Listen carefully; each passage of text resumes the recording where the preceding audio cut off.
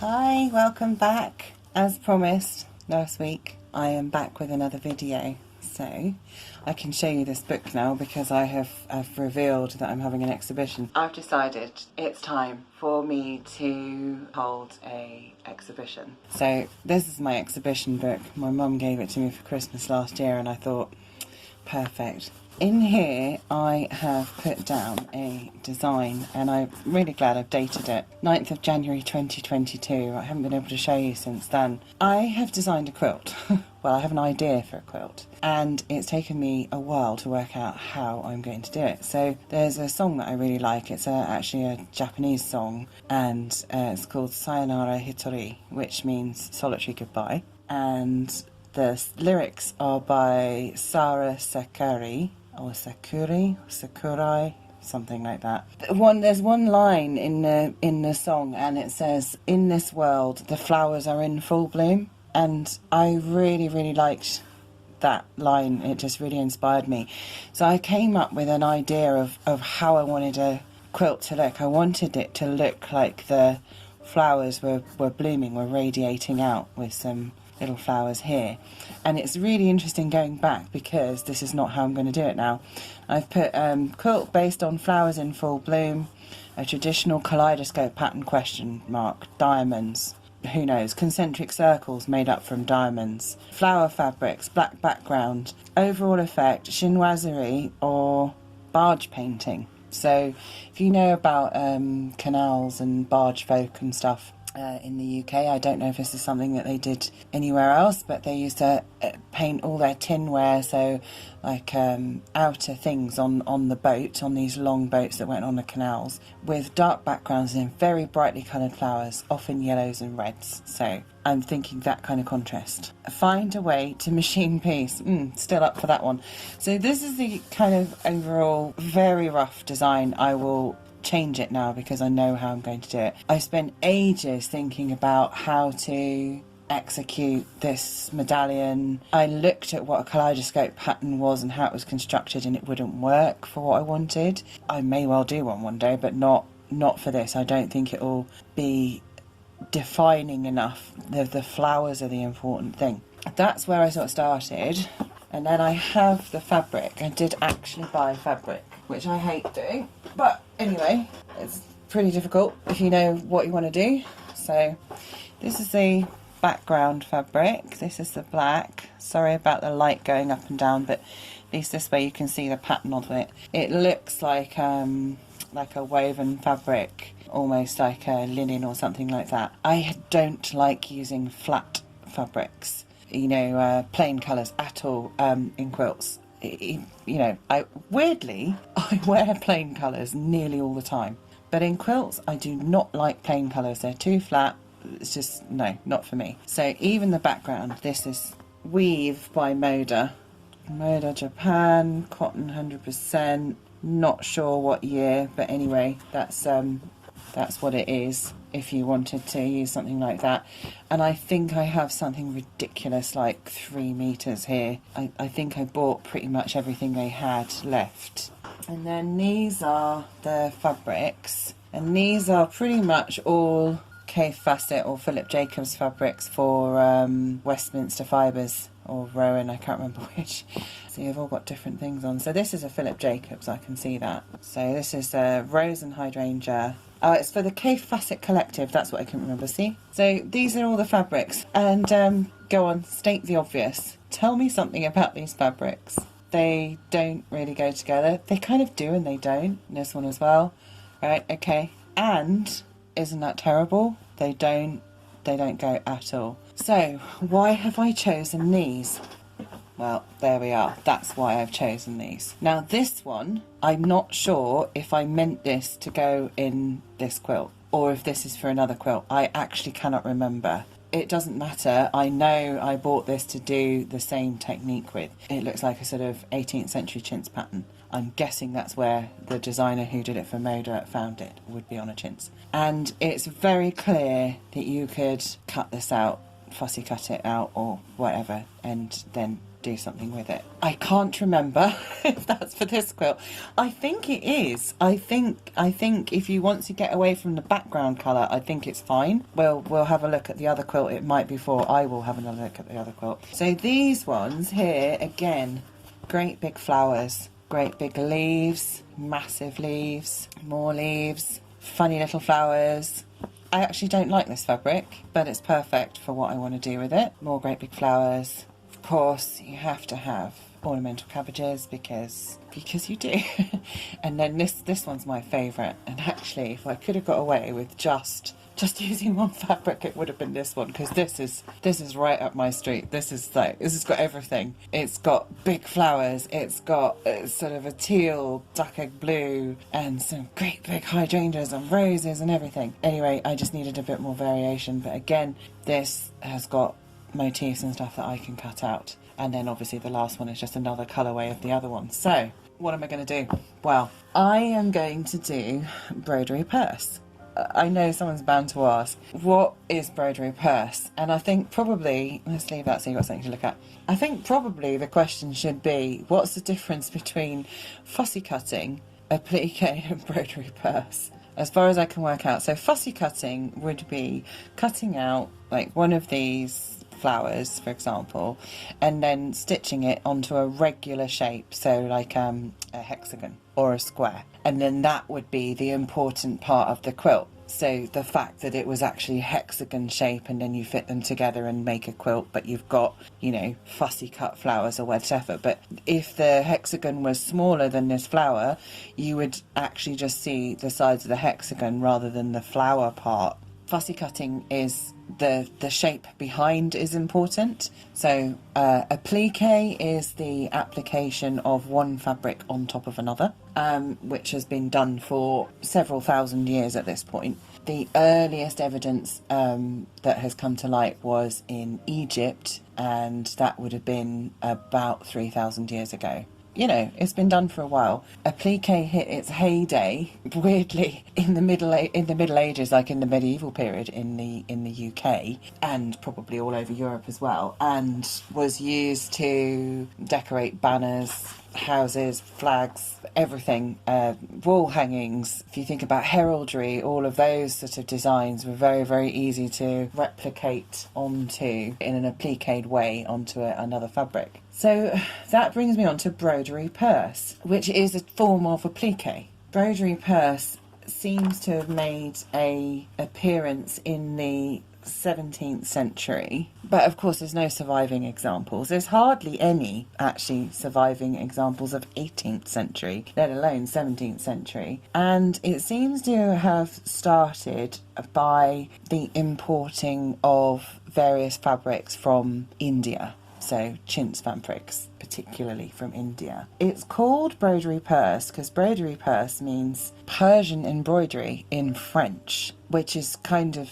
weird because it's not from Persia. Persia, for if you wanted to know, I believe is the middle parts of the Middle East. It goes across several Middle Eastern countries now. So obviously India is quite a lot further east than that. For some reason, that's what it got called. But if you can think back to 17th century embroidery and the plain background with flowers and trees and all of those, you know, sort of heavy borders along the bottom of bed hangings and things like that, I can see how if someone saw these fabrics, they'd go, do you know what, it'd be a lot quicker to cut them out and just stitch them onto a background and look pretty good. It seems to have started about then. It's really took off in the 19th century in America, and I just wanted to show you some different bits and pieces. So there's a bit in here that I thought was quite interesting. It says chintz fabrics featured human figures, birds, animals, trees, flowers and vines with an oriental flavour. However, traders felt that sales could be increased if the fabrics were printed to satisfy English tastes, so many English embroideries of that time were sent out to India to be copied, and that proved to be an absolute huge success.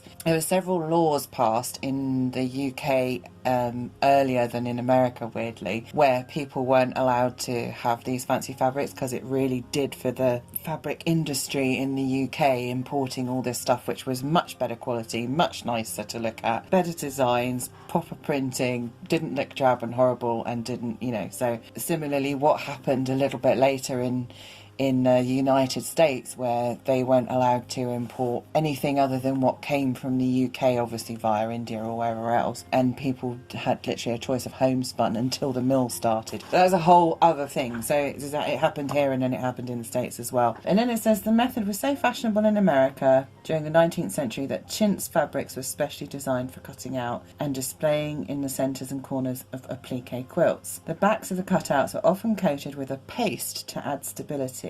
Now, I've read of some of paste being used to stick it to the fabric, not just stability. But then it says when the paste dried, the appliques were positioned on the background and sewn in place, and the paste rinsed away, and when the bed coverings were washed. I was thinking about this because I've read this somewhere else as well, and this book is my trusty standby, The Complete Book of Patchwork Quilting and Applique by Linda Seward. If you wanted like a basic book, this is the one I always refer back to. If you've heard of it in the quilting world and you can't find it anywhere else, you'll find a mention of it in here, including Broderie Perse. Going back to the paste thing, I think starch was, because it was readily available in the laundering process, people used starch for a long time beforehand. It's been something that's been used for stiffening fabrics and protecting fabrics to a degree. Think about lace, think about fine lawn, think about, blimey, going back to ruffs that people used to wear around their necks would have had some kind of stiffening applied to them, which would be starch. So starch is also, for those of you that don't know, quite sticky. Even the spray starch that we use today, it is sticky, and you can stick things together with it. So I think it's possible that two bits of information have kind of been stripped apart and from the same root.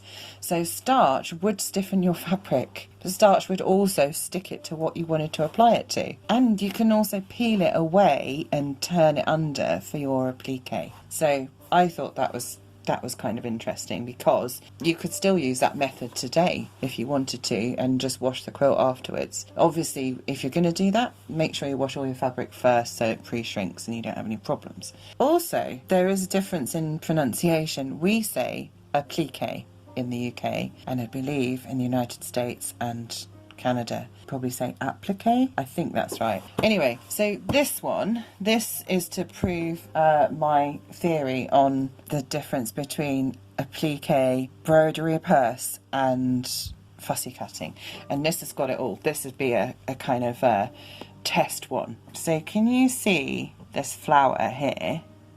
So that flower is technically Broderie Perse applique, because it's got the flower on there, okay? However, you could also say it was fussy cut, because they haven't kept the edges of the frilly flower effect.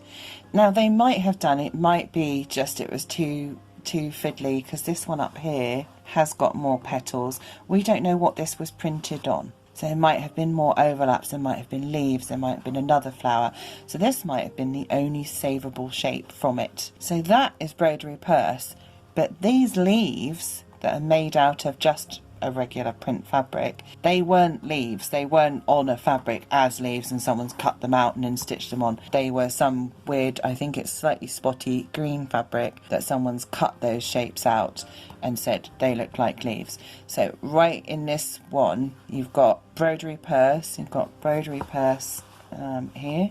So most of these flowers are Broderie Perse, but then this is just standard applique, and then I don't know if there's any actual proper fussy cutting on a regular shape. So, and all the way up these lovely borders, all the way up here, all of these flowers are Broderie Perse flowers. They've all come out of some sort of chintz fabric, and I just thought that was lovely to show. And this one is says a masterpiece which embodies the best of patchwork quilting and applique, made by Mary Totten of Tottenville. I think it was named for her family. Staten Island, as well as a wedding gift for her niece. The names of the bride and groom are embroidered in the two corners, along with the date October the 6th, 1835.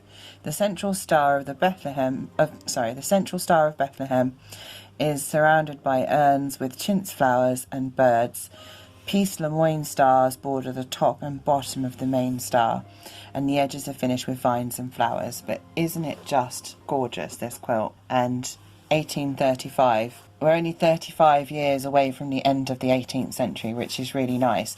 So this is a well-established technique at this point, you know, the use of the chintz flowers and making the vines and all the rest of it. So lovely, lovely quilt that is. And then I did find one more example to show you of some Broderie Perse. This one is from the New England Quilt Museum quilts, and it's featuring the story of the mill girls. It's all about Lowell, for any of you that know, is where a lot of the mills were, and they produced some really lovely fabrics there. This is pre-industrialization, these quilts in this section. So this is the Princess Charlotte commemorative, and it's got the date of somewhere between 1820 and 1840. Isn't that interesting? Because that other quilt was 1835. It's anonymous, sadly. It's made of chintz cotton and is hand appliqued pieced in quilt. It says chintz applique was popular in all the colonies in New England. Their favourite design was a medallion style with a single central motif, often with borders. The innermost medallion on this quilt is a fabric commemorating the marriage of the Princess Charlotte of Wales to Prince Leopold of Saxe-Coburg on May the 2nd, 1816. She has kept, whoever made this, presumably it was a she, this is the central bit here. So if we try and zoom in a little bit, unfortunately the photograph itself is not the highest production. So when I looked under the magnifying glass, which I'm going to do now again, it's cut here along these bottoms. These are off of something else. So they've been cut off, and then this bit has been saved in the middle. I'm guessing the whole thing was a handkerchief or a shawl or something, but it very definitely looks like these bits have been cut apart and then stitched on, not terribly expertly. You know, it doesn't make what you see in later applique and Broderie Perse quilts is people making their own medallions and making their own borders out of all of these pieces. These have literally just been spaced apart to make them go further, and there's nothing wrong in that. I mean, you can see all the different fabrics that have been added in just because somebody wanted to use these bits of chintz. Technically, these bits could be considered Broderie Perse. The rest of it's just standard piecing. And what's really interesting is there's a Welsh quilt, which I'm going to make a reproduction of, which also has a handkerchief in the middle and is very similar colours and was made at the same sort of time as well. Again, around 1835. So it's obviously a big fashion here in Wales and over in the States. Really interesting stuff. So now I've told you all about Broderie Perse. That seems to be the most sort of elegant solution for what I want to do with this quilt. I think the best thing is for me to actually cut out all of the flowers and applique them on in the Broderie Perse technique. Now, I would love to do a historical tryout of methods. However, I don't want to mess about with starch on this fabric. I just think it would be a nightmare. So I'm not going to. I'm probably going to use Bonder Web and machine it on. So yeah, not on this one. We're not doing a historical reenactment. But I might do that. You know, the reproduction quilt, the Clandilo quilt? I might do it for that. I think that would be cool. Anyway, so my plan is to make the central medallion smaller. The background, as you know, is black. So imagine sort of like a massive flower but made up of flowers, all cut out with their petals and things sort of radiating out as though everything's opening up. That's the plan anyway. I think I'm going to put vines and leaves, or just leaves, which is why I bought so many leaves, I think, I wish I'd written that down back in March or whatever when I bought this. So I think I'm going to put vines and leaves up all around here, and then these bits will be sort of just more flowers radiating out, and that's possibly what that weird fabric was to do that around here. Just the leaves. I really don't know. I don't know what I was thinking. But I could also have been thinking of doing the flowers and then putting like a row of leaves all the way around it. I've obviously got this line for something, so I think I need to draw this out again properly in my sketchbook, probably get all the fabric prepared, and then we'll make the central medallion next week, I think. Because I also think the size, I think this was going to be like a large wall hanging, because although it's beautiful and it would look stunning on a bed, I could make it that big. We'll see how many flowers we've got. You know, if I've got loads, then we'll do a proper full-size bed quilt. But it could just be a large wall hanging, so you can just look at it. I don't know. But then, large wall hanging, who has big enough walls to put stuff in? So I think I need to go away and iron all of these onto Bondweb, cut them all out, see what I've got, come back and join me next week, and we'll make that medallion. So thanks for joining me, and I'll see you very soon. Bye.